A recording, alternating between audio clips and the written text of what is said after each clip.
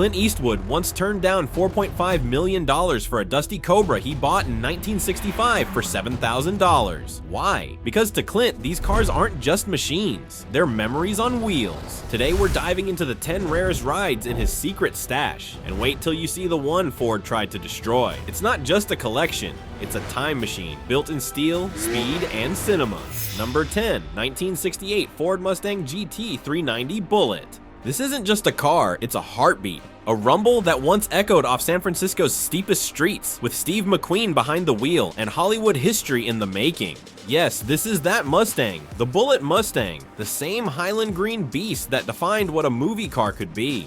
For decades, people assumed it was gone, scrapped, lost, but Clint Eastwood doesn't lose track of legends. He hunts them. The trail led to a Kentucky barn, swallowed by time and dust. Inside, hidden behind hay bales and rusted farm tools, was the Mustang. Faded paint, cracked glass, but unmistakable. The very same car that danced through the 1968 chase scene with a vengeance. Now silent, but not forgotten.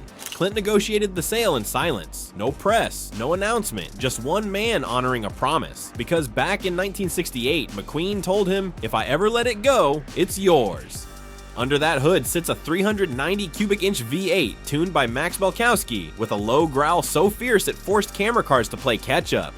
So fast, they had to detune it for the shoot. The restoration was archaeological. Camera mounts welded under the frame, McQueen's cigarette burns on the seat, and tucked beneath the rear bench, the original shooting script complete with Steve's handwritten notes about the chase sequence. Number 9, 1970 Plymouth Hemi Cuda Convertible. Some muscle cars growl. This one roars with a voice straight out of Detroit's golden era. Built for rebellion and born with attitude, this isn't just any 1970 Hemi Cuda convertible. It's the only one in existence with Plum Crazy purple paint, a white interior, a 4-speed manual, and a backstory as wild as its engine. Clint didn't find it in a showroom. He found it buried under a canvas tarp in Montana. Engine silent, paint faded, but soul still intact. It hadn't moved since 1973 when the original owner, and faced with soaring gas prices and tighter emission laws, and simply parked it and walked away.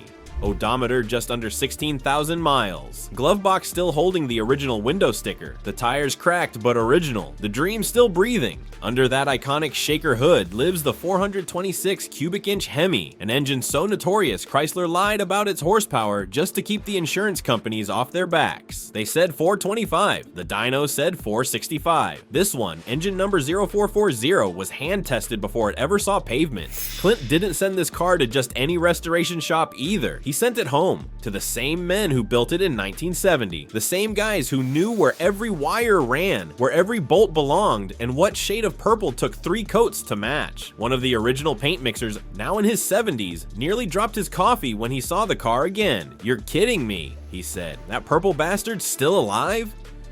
The Plum Crazy mix was infamous at the factory. Too temperamental, too bold, too difficult. That's exactly why Clint loved it. The result is a rolling contradiction, brutal power wrapped in an almost regal paint job. And when Clint takes it out for a spin, rumbling down an empty canyon road, you feel thrown back to a time when pistons ruled. Seatbelts were optional, and paint had personality. This car wasn't made to blend in, it was made to demand attention. The kind of car you hear before you see and remember long after it's gone. Number 8, 1963 Shelby Cobra 289 Factory Competition. Some cars come with keys. This one came with a handshake from Carroll Shelby. Only 6 factory competition 289 Cobras were ever made. Only one was built with Shelby's experimental aluminum head V8. And Clint Eastwood didn't just buy it, Shelby gave it to him, not as a gift, but as a challenge. Back in 1965, Clint was already racing his own Cobra at Willow Springs. Shelby watched him throw the car around like a pro. Clean lines, perfect throttle, no ego. Afterward, Shelby walked up and said, "You're not just another Hollywood guy, you can drive."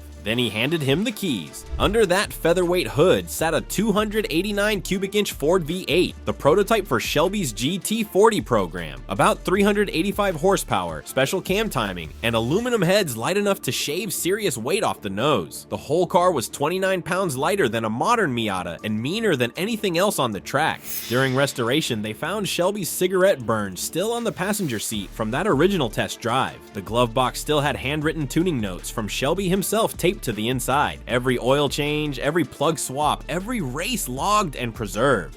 This wasn't just a Cobra, it was a secret weapon, built for battle, tested by legends, and too valuable to lose. Clint still remembers the first time he opened it up on Mulholland. The engine screamed, the tail stepped out, he laughed. The car wasn't trying to kill him, it was asking, "Can you handle me?" And Clint answered with both hands on the wheel and a grin you couldn't fake. Number 7, 1971, Ferrari 365 GTB4 Daytona Competizione. Most people dream of owning a Ferrari. Clint Eastwood owns one that Ferrari themselves only built 3 of. This isn't a standard Daytona, it's the prototype Ferrari used to develop their competition package, and the only one with full aluminum body panels, plexiglass windows, and an engine so aggressive it had to be tuned by Ferrari's Formula One team. At the heart of this monster is a 4.4-liter V12, hand-assembled, race-tuned, and fed by 6 individual Weber carburetors. It pushes about 450 horsepower when most muscle cars back then were still struggling to break 350. Clint found it sitting in an abandoned chicken coop in Italy, surrounded by hay and silence. It hadn't moved since 1975. Somehow, it still had the original Firestone racing slicks, the factory roll cage, and Italian racing tags zip-tied to the frame. When the restoration began, they uncovered something no one expected. Enzo Ferrari's personal chalk notes about the engine timing still scribbled inside the bay. Every single part from the hood pins to the belts was verified by Ferrari Classiche, and one of the original test drivers, now in his 80s, confirmed it with a smile. "That's the fastest Daytona we ever built." Clint doesn't let it sit under glass. He takes it out when the roads are empty and the air is cold, when the engine can breathe deep and sing like it's back on the Mulsanne straight. This isn't a collector piece, it's a weapon aimed at time itself. Number 6, 1951 Hudson Hornet. This car doesn't just purr, it whispers secrets from a forgotten era, and to Clint Eastwood, it's more than metal and rubber. It's the car that reminds him of his father. But this isn't any Hornet. This is one of only 43 built with the ultra-rare twin H-Power package, dual carburetors, factory-lightened body panels, and a 308 cubic inch straight 6 that could outrun V8s in its sleep. Basically, it's a NASCAR car with a license plate. The car had been sitting in a barn in Georgia since 1962, abandoned by its owner, a former moonshine runner who bought it straight from Hudson's race division. When Clint's team opened the rear panels during restoration, they found actual mason jars still full of white lightning tucked inside the quarters. Real moonshine, real history. The restoration was obsessive. Every bolt, badge, and hose clamp had to match early 1951 production specs. They even tracked down a retired Hudson assembly line worker to verify the exact paint formula. Hudson dark green with a race-only metallic twist. What you get is a car that looks like a gentleman and drives like an outlaw. Clint says the Hornet reminds him of Sunday drives with his father, where the roads were quiet, the rules were soft, and the world felt wide open. He still takes it out occasionally. Windows cracked, engine humming like it remembers the taste of bootleg speed. Some cars don't just drive, they carry the past with them. Number 5, 1967 Ford GT 40 MK3 Prototype. This car was never supposed to exist, let alone survive.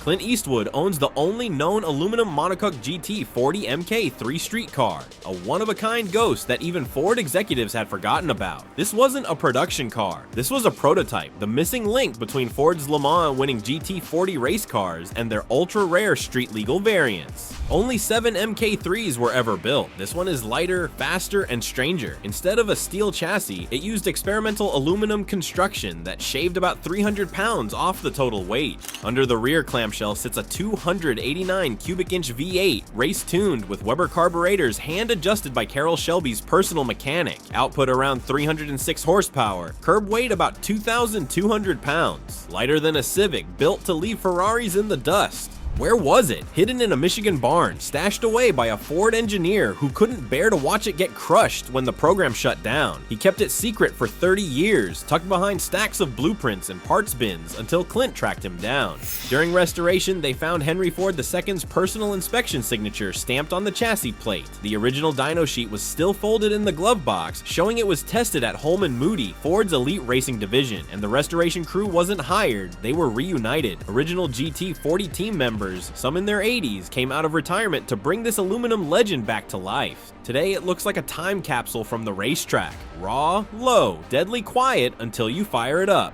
Clint doesn't lock this one behind velvet ropes. He drives it, not for attention, but to remind people that once, America built something faster than fear itself. Number 4, 1956 Jaguar XKSS. This car shouldn't exist, not because it's rare, but because it was almost lost in a factory fire that destroyed Jaguar's racing future. In 1956, Jaguar was converting leftover D-type Le Mans race cars into street-legal machines. They called it the XKSS, a way to tame the beast for public roads. They finished only 16, then the fire hit, 9 chassis gone, the program canceled, the survivors became instant icons. Clint Eastwood owns the development car, the prototype Jaguar used to certify the XKS for US road use. Under the hood sits a 3.4-liter straight six that is more D-type than daily driver, about 250 horsepower, triple Webers, high compression pistons not available to the public, a race engine wearing a dinner jacket. Clint bought the car in 1972 from a retired racer in Northern California, a guy who had been using it as his daily. During restoration, Clint's team found race timing sheets from Riverside tucked under the seat foam and notes scribbled in pencil on the firewall. The frame was verified by one of Jaguar's original welders flown in from Coventry. Now retired but still sharp, he traced the seams with his finger and nodded. "I recognize my own work." Even the paint was resurrected using Jaguar's original formula, a deep British racing green with real ground malachite mixed into the base coat, not for sparkle, for heritage. Today, the XKSS sits low, lean, and ready, a fireborn relic with curves like sculpture and an engine note like thunder at tea time. Clint says it's the one car that makes his hands sweat every time he turns the key. You don't drive an XKSS, you try to keep up. Number 3, 1970 Ford Mustang Boss 429 Prototype. If muscle cars were superheroes, this one would be the Prototype, because that's exactly what it was. Ford's original promotional Boss 429, built not to sell but to stun. Only a handful of Boss 429s were made. This was one of the first 10 off the line, and the only one ever painted in a custom mix of grabber blue that Ford never used again. The color was specially blended for promotional photography, so bold it broke cameras. So inconsistent, the paint department swore never to try it again. Under the hood sits a 429 cubic inch NASCAR V8, barely street legal and completely over the top. Officially rated at 375 horsepower, but this prototype dyno tested at about 465. The engine bay was so tight they relocated the battery to the trunk and widened the shock towers just to make room for the beast inside. Clint got the car directly from Ford's PR department in 1969 while he was filming Kelly's Heroes. The idea was simple. Dirty Harry behind the wheel of their meanest Mustang would be good press. They weren't wrong. When restoration began, Clint's team found original zip-tied promo tags on the steering column and a light meter chart written in grease pencil under the hood. Even the paint had to be recreated from scratch. They tracked down the same man who mixed it back in 1969. He remembered the car instantly. The blue one with the attitude. We hated it, but it looked good. Clint still says the Boss 429 is the most unruly Mustang he has ever driven. Too loud, too fast, too wide, just right. Some cars are not meant to be tamed. They are meant to leave a mark and burn a little rubber doing it. And number 2, 1957, Mercedes-Benz 300 SL Roadster. This car was destined for Clark Gable, but fate had other plans. When he backed out due to an 18-month delivery delay, a young Clint Eastwood took the opportunity and ended up with something extraordinary. Only 29 aluminum-bodied 300 SL Roadsters were ever built. This one is more than rare. It is iconic. It is the Paris Auto Show car from 1957. The original display plaque was still wrapped in paper and tucked inside the spare tire well when Clint found it sitting forgotten in a Beverly Hills garage in 1977, coated in dust but completely untouched. Under that elegant silver skin lies a 3.0-liter straight six with mechanical fuel injection so precise it could probably run on perfume. The aluminum block made it 176 pounds lighter than the standard steel version, like removing a full passenger without opening a door. The paint is a special Mercedes silver with powdered silver in the base coat, just like they used in the 1950s for show cars. The document still included Clark Gable's canceled deposit check. During the 5-year restoration, Clint's team flew in specialists from Germany, artisans who knew how to work the fragile aluminum panels without warping them. The result is a Roadster that feels more like a time capsule than a car. Clint describes the 300 SL as a whisper with horsepower. It does not scream, it hums, like a well-dressed assassin gliding through history with a smile and a silencer. And yes, he still drives it, usually just before sunrise. Top down, no radio, just the sound of 6 cylinders and 60 years of silent elegance. Number 1, 1964, Ferrari 250 GT Luso. Some cars are beautiful, this one is sacred. Clint Eastwood's Ferrari 250 GT Luso isn't just rare, it is the last one Ferrari ever built. Engine number 5367 marked the end of an era and the beginning of a legend. Even Steve McQueen tried to buy this exact car in 1967. Clint said no, not for money, because some things, like memories, are not for sale. This Luso is powered by a 3.0-liter Colombo V12, pushing about 240 horsepower through 3 Weber carburetors, each hand-tuned by a Ferrari technician who also worked on their Formula 1 engines. The engine, chassis, and transmission are all matching numbers. Even the spark plug wires are original. Clint bought the car brand new in 1964, fresh off filming A Fistful of Dollars. The story goes he drove it straight from the Ferrari factory in Modena to the Spanish setup for a few dollars more. During restoration, the team found Spanish pesetas under the seats, leftovers from long filming days. The Italian export plates are still tucked inside the tool roll. The Luso's originality is what makes it special. While other Lusos were thrashed, chopped, or repainted, Clint's was pampered. The leather interior was never redone and still smells like 1964. The toolkit is still wrapped in factory oil paper. It is not a car, it is a memory stitched in Italian leather and sealed in gasoline. Clint once said this was the first car that made him feel like he had really made it. Not because it was fast, not because it was expensive, because it felt like art and he wanted to take care of it like a canvas. To this day, he opens the garage, runs his fingers across the paint, and smiles. Some endings are worth remembering.